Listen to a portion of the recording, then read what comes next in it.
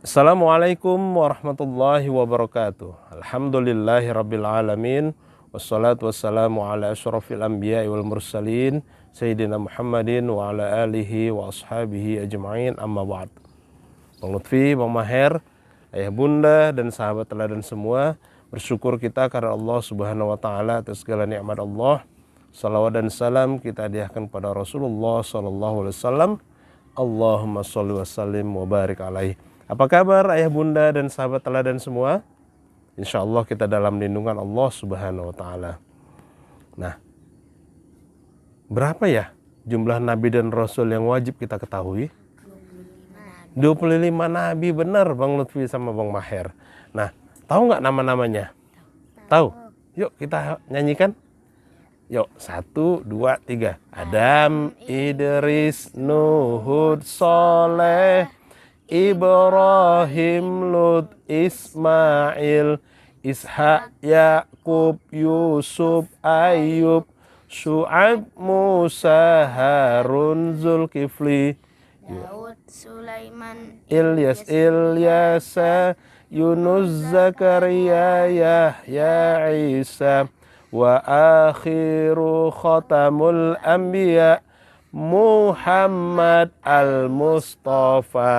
Alhamdulillah ya. Itu adalah 25 nabi dan rasul yang wajib kita ketahui.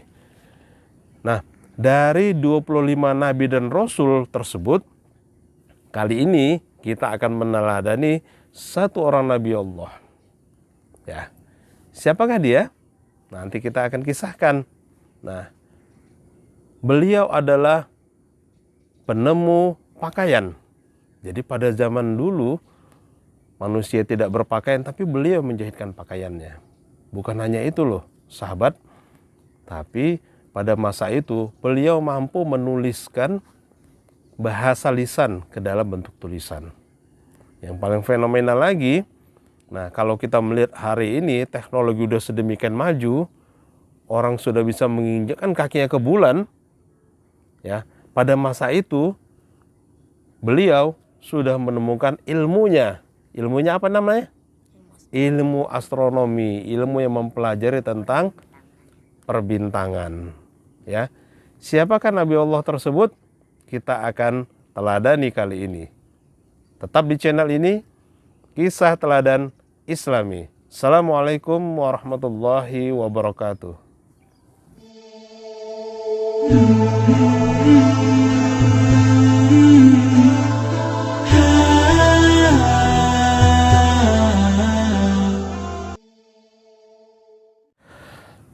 Assalamualaikum warahmatullahi wabarakatuh. Nah, Bang Lutfi, Bang Maher, ayah bunda dan sahabat teladan semua. Nah, Nabi Allah yang akan kita teladani kali ini adalah Nabiullah di urutan kedua dari Nabi dan Rasul Allah yang wajib kita ketahui. Ayo, siapa namanya? Siapa? Nabi Idris alaihissalam. Baik, nah, tahu nggak kelahiran Nabi Idris ya di mana? Di mana? Babilonia ya. Nabi Idris lahir di Babilonia ya. Maher, Bang Lutfi dan sahabat teladan semua, Idris itu adalah julukan karena nama asli beliau itu adalah Khanuk, cucu ya dari Nabi Syith. Nah, karena keturunan belajar, kemudian Nabi Syith ya memberikan gelar Idris, dari berasal dari bahasa Arab darosa. Karena kegigihan beliau dalam menimba ilmu, namanya Idris. Nah, kalau dilihat dari silsilahnya, keturunannya adalah beliau dari pasangan Yarid bin Mahlail bin Qoinan bin Anushi bin Syith bin Adam alaihissalam. Jadi masih dekat sekali silsilahnya itu dengan Nabi Adam alaihissalam. Hah? Ya. Nah, Nabi Syith ya senang sekali mengajari Nabi Idris karena keinginannya menuntut ilmu itu sangat tinggi sekali. Dan Nabi Idris ini terkenal sebagai Nabi Allah yang cerdas. Masa itu ya belum banyak orang yang berilmu. Jadi kalau kita mau belajar, belum ada sekolah, belum ada madrasah, belum ada universitas. Gedung-gedung bertingkat seperti hari ini itu belum ada. Orang menimba ilmu adalah dari keluarga sendiri. Dari siapa? Ayahnya, kakeknya, dari kerabat-kerabat terdekatnya. Disitulah orang pada saat itu menimba ilmu. Nah, Nabi Idris bersyukur beliau akhirnya menguasai banyak ilmu pengetahuan. Di antaranya apa? Ilmu bahasa, ya. Kemudian ada ilmu hisab, ilmu perhitungan, kemudian ilmu alam, dan ilmu perbintangan atau ilmu falak. Kegigihan Idris dalam belajar membuat Nabi Syed memilihnya sebagai pemimpin untuk menggantikan dirinya. Idris pun menjadi seorang khalifah yang memimpin bumi dengan sebaik-baiknya. Nah, kala itu ya, keadaan bumi masih sederhana sekali. Belum ada handphone, apalagi belum ada TV, ya, bangunan-bangunan yang indah, yang bagus seperti sekarang ini belum ada. Ya. Meskipun kehidupan di bumi saat itu masih sederhana, tapi manusia saat itu sudah mampu ya berbicara dalam 72 bahasa. Saat ini kita mengenal banyak bahasa kan? Selain bahasa Indonesia, ada bahasa Arab, bahasa Inggris, ya bahasa Belanda, bahasa Perancis, dan banyak lagi bahasa di dunia ini. Dan masa itu sudah ada 72 bahasa loh. Keren kan? Manusia mampu berbicara dalam 72 bahasa. Kemampuan berbahasa, nah seharusnya diikuti dengan kemampuan menulis. Karena apa? Karena ingatan manusia terbatas. Dengan menulis, jadilah sebuah buku ya yang bisa dibaca oleh banyak orang. Nabi Idris mampu memindahkan bahasa lisan ke dalam bentuk tulisan. Dialah Nabi yang pertama yang mampu membuat tulisan.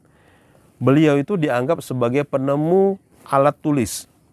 Pada saat itu, Nabi Idris menuliskan setiap wahyu yang diterimanya di atas permukaan lempengan batu.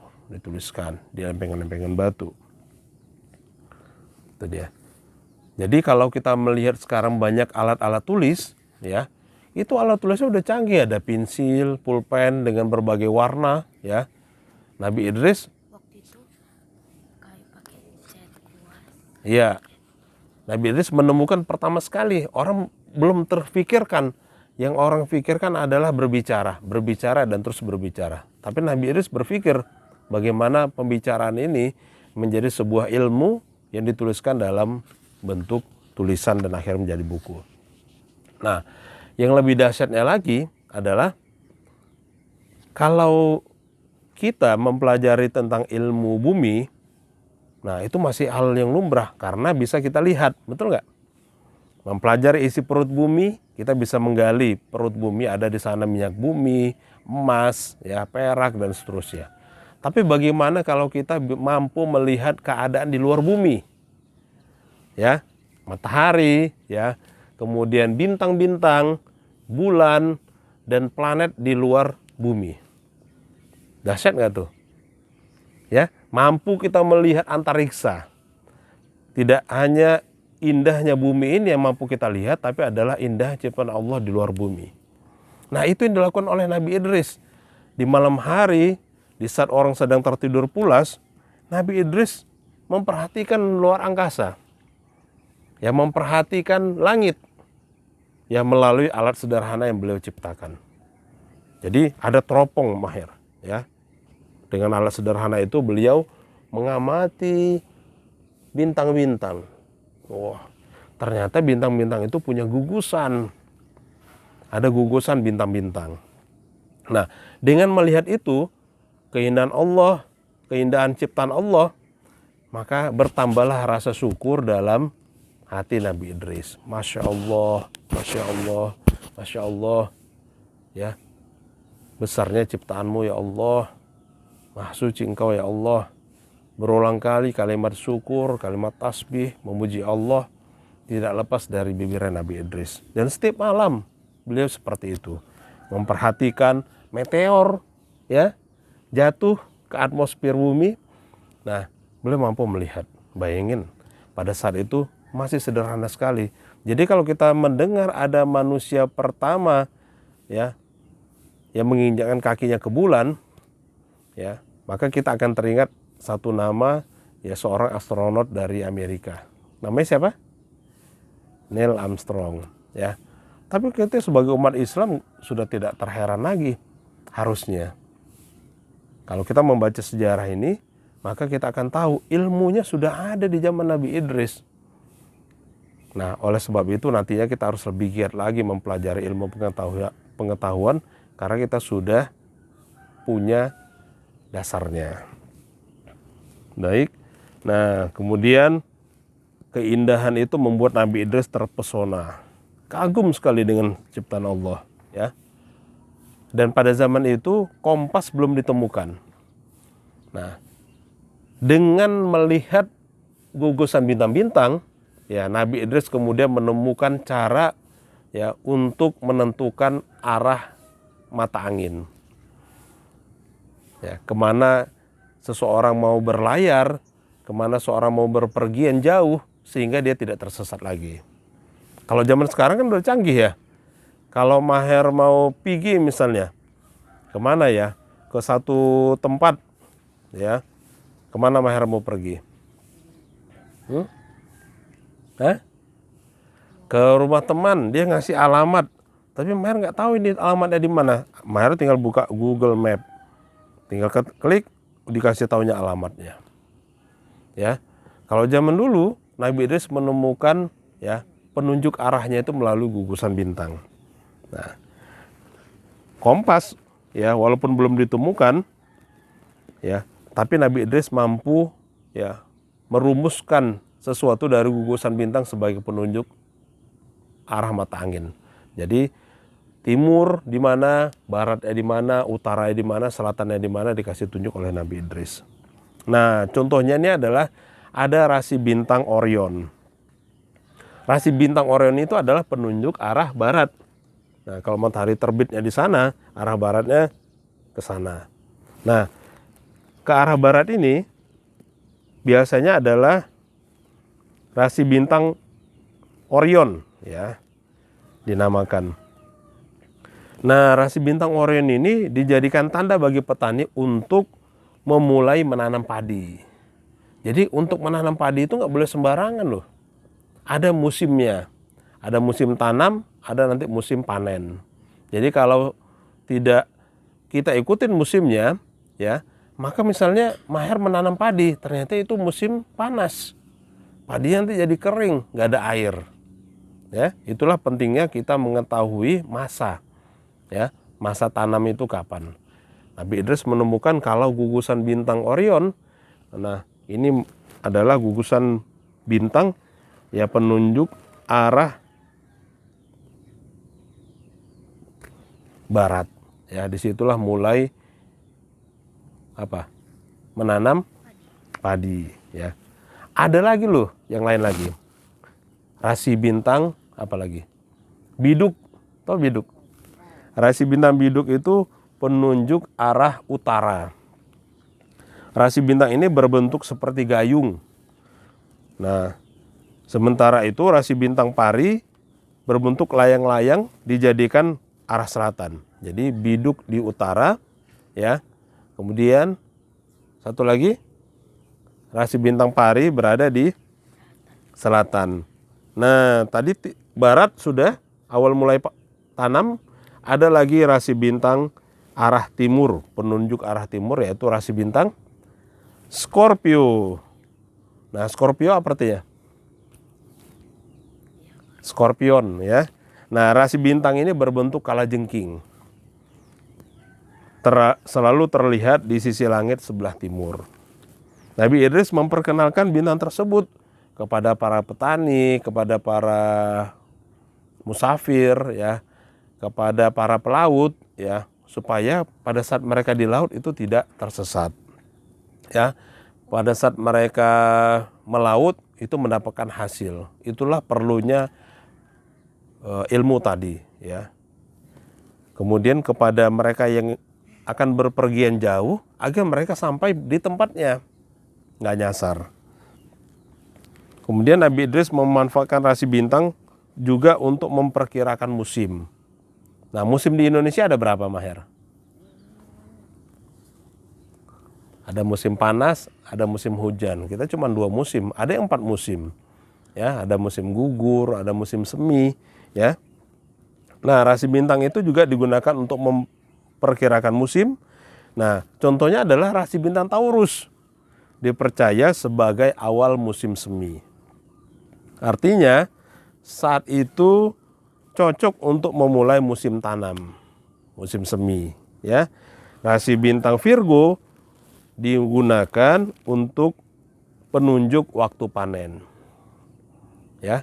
Jadi Masya Allah, dengan peralatan sederhana yang dimiliki oleh Nabi Idris, kemudian Nabi Idris menemukan rasi-rasi bintang sebagai penunjuk arah pada saat itu. Nah, ilmunya dipakai sampai sekarang. Ya, itulah kita mengenal arah mata angin apa? Timur, tenggara, selatan, barat, daya, barat, barat, laut, utara, timur, laut. Ada kompas, ya. Tapi ilmunya di mana pertama sekali? Di zaman Nabi Idris sudah ditemukan. Kemudian, nah itulah kenapa Allah Subhanahu wa taala membekali setiap hambanya dengan ilmu yang tidak terbatas. Tugas manusia adalah belajar dengan gigih. Adapun ilmu untuk mempelajari bintang-bintang tersebut disebut saat ini sebagai ilmu astronomi. Nah, dengan melihat keagungan Allah, ya, di malam hari kita melihat ke langit, ya, jutaan bintang-bintang yang ada di sana membuat kita jadi semakin bersyukur. Kita tidak ada apa-apanya. Bumi hanya segini di antara sekian banyak ciptaan Allah di jagat raya ini. Semakin membuat kita bersyukur kepada Allah Subhanahu wa taala. Semakin membuat kita merendahkan diri kita di hadapan Allah. Tak ada apa-apanya kita ternyata di hadapan Allah. Kaya pun kita di dunia, ya, tapi orang yang mulia di sisi Allah itu adalah orang yang bertakwa. Inna akramakum indallahi atqakum.